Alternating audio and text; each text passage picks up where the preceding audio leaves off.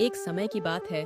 बलियापुर नाम के एक गांव में शंभू दयाल नाम का दरिद्र ब्राह्मण अपनी पत्नी और अपने एक बेटे के साथ रहता था। बहुत गरीबी में वो जैसे तैसे अपना जीवन यापन कर रहा था। शंभू दयाल भगवान शिव को बहुत मानता था। मन ही मन हमेशा उनका नाम जपता रहता। तो वहीं ब्राह्मण की पत्नी बहुत ही ज्यादा धूर्त और लालची थी। वो हमेशा किसी न किसी बात को लेकर पति से झगड़ती रहती। एक दिन ब्राह्मण की पत्नी ब्राह्मण से कहा कि इस गांव में तो हमें कोई भिक्षा भी नहीं देता। आप दूसरे गांव में जाकर भिक्षा ही क्यों नहीं मांगते? इस तरह दरिद्रता में हम कब तक झेंगे? मैं अपनी तरफ से कोशिश तो करता ही हूँ। अब अगर मेरी किस्मत में ही सुख नहीं है तो मैं क्या करूँ? ब्राह्मण की पत्नी बोली, आपकी बातें खाली बड़ी बड़ी निकलती हैं। करने के नाम पर कुछ नहीं। घर में बैठकर क्या करेंगे? जाओ बाहर और कुछ कमा कर लाओ। रोज रोज ब्राह्मणी के झगड़े और तानों से तंग आकर एक दिन वो अपना पोथी पत्रा उठाकर घर से दूसरे गांव चला गया।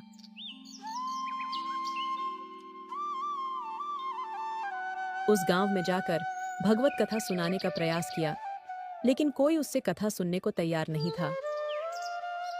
ऐसे में दुखी होकर वो वापस अपने गांव लौटने लगा।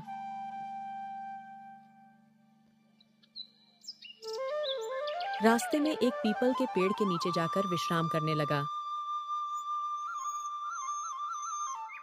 उस विशाल पीपल के पेड़ की जड़ में एक काला नाग रहता था। ब्राह्मण मन ही मन सोचता है, हे भोलेनाथ, ये आपकी कैसी माया है। मैं आपकी कथा सुनाकर अपना घर संसार चलाना चाहता हूँ, लेकिन मुझसे तो कोई कथा सुनने को भी तैयार नहीं है। मैं क्या करूं प्रभु? अब तो आप ही मुझे कोई रास्ता दिखाओ। हे प्रभु, मैं यहीं इस पीपल वृक्ष के नीचे बैठकर कथा कहता हूँ और आप ही मेरी कथा को सुनो, क्योंकि और तो कोई सुनता नहीं है। ये सोचकर ब्राह्मण वहीं अपना पोथी पत्रा निकालता है और विधि पूर्वक कथा कहना प्रारंभ करता है।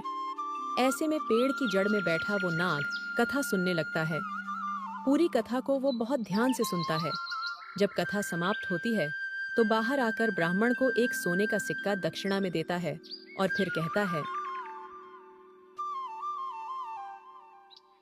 तुम रोज यहाँ आकर कथा कहा करो। तुम्हें और कहीं जाने की जरूरत नहीं है।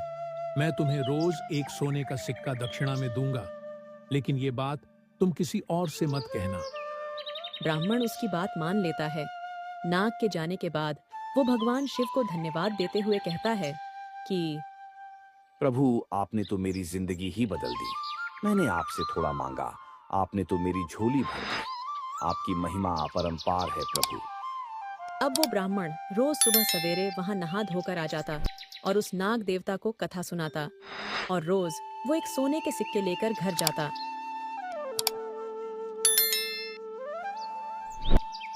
बहुत जल्द ही वो दरिद्र से अमीर बन गया।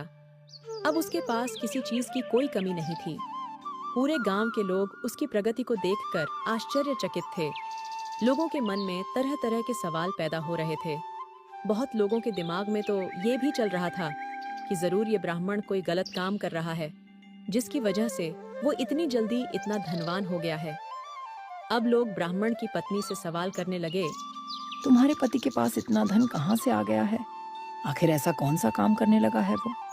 ब्राह्मण की पत्नी बोली, वो दूसरे जगहों पर जाकर कथा सुनाते हैं। उसी से उन्हें जो धन मिलता है वो ले आते हैं। पड़ोसन ने आश्चर्य से कहा, कथा सुनाने के लिए इतना धन भला कौन देता है?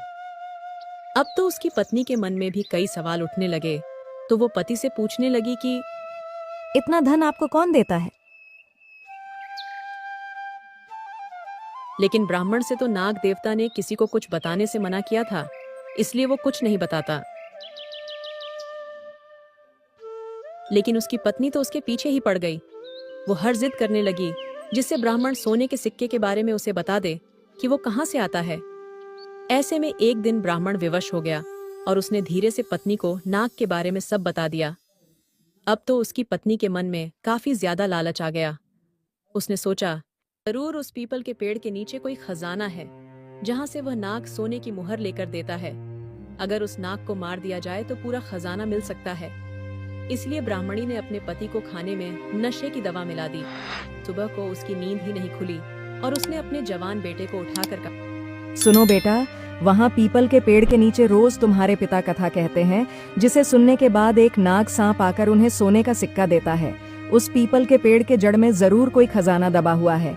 तुम वहाँ जाकर कथा कहो और जब कथा समाप्त होने पर वो सर्प तुम्हें सिक्का देने आए तो उसे मारकर उस पेड़ के नीचे से पूरा खजाना निकाल कर ले आना। बेटे को भी लालच आ गया और वो पोथी पत्रा लेकर उस पीपल के पेड़ के नीचे जा पहुंचा और जाकर कथा कही। जब नाग देवता सिक्का लेकर उसे देने आए तो उसने नाग पर फावड़े से प्रहार कर दिया, जिससे नाग का पूंछ कट गया और वो किसी तरह बचकर वहां से निकल गया। जैसे ही ब्राह्मण के बेटे ने पेड़ के नीचे खोदना शुरू किया तो नाग ने पीछे से उस ब्राह्मण के बेटे को डस लिया, जिससे उसकी मृत्यु हो गई। इधर जब ब्राह्मण का नशा टूटा तो उसने देखा कि उसका पोथी पत्रा वहां नहीं है। उसे समझ में आ गया कि कुछ तो गलत हुआ है। वो जल्दी जल्दी से पीपल के पेड़ के पास गया तो अपने बेटे को मृत देखकर दुखी हो गया। अब उसे सारी बात समझ में आ गई थी। उसने अपने बेटे के मृत शरीर का अंतिम संस्कार किया।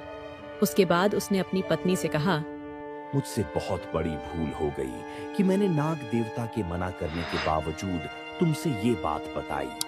आज तुम्हारे लालच की वजह से हमारे पुत्र को हमने खो दिया।